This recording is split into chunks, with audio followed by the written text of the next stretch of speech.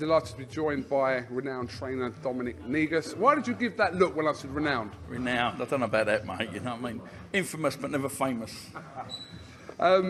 Just been catching up with the boys here, Boy Jones Jr. and also Mikey Saki. We're just awaiting a date for first Boy Jones Jr. when he'll be next out. He was obviously out on the dinner show recently, got a good win there, and moving on, want to get him out before the year's out. Yeah, most definitely. You just want to keep him busy.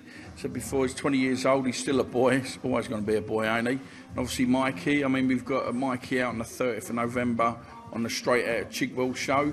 You know what I mean? So that's going to be another good fight with Mikey, trying to get his resume up a bit now. But obviously, yeah, Ben, I just want to keep busy. He needs to get back on the big shows.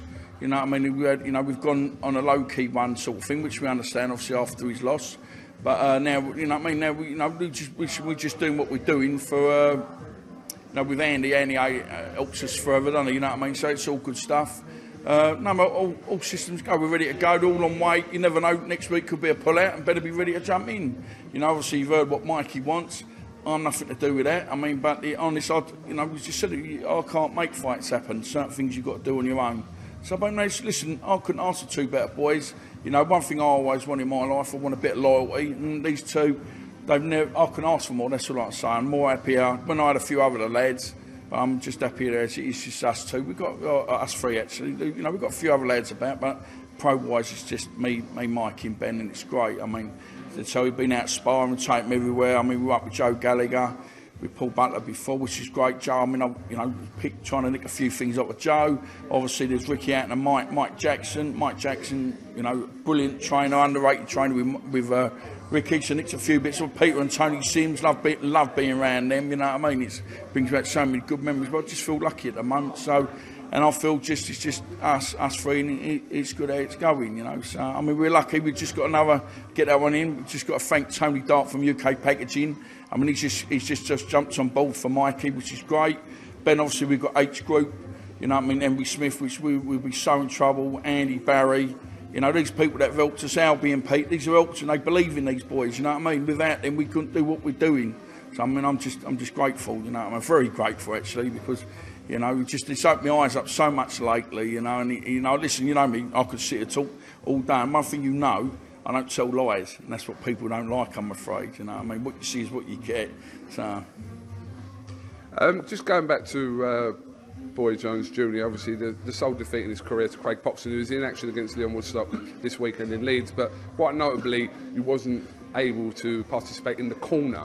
I spoke to Ben about this, and, you know, you're such a presence and a big part of that corner influence, but you wasn't allowed to kind of do your thing, so to speak. Yeah, I mean, that's down to me. Obviously, a few issues, I'll go back 15 years. My fault, you know, typical me, trying to be a bit militant. Someone who doesn't have to say sorry and just get on with things.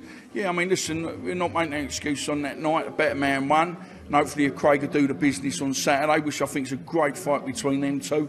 And as he said, I'm stuck on the fence a little bit there, you know. But I just, you know, would things been different? Who knows? But now it's down to us to change things, isn't it? Let's see for the future. I'm not out there saying he done wrong. I thought Craig boxed a great fight. You know, obviously there's things me and Ben worked on that didn't actually get to unfold on the night.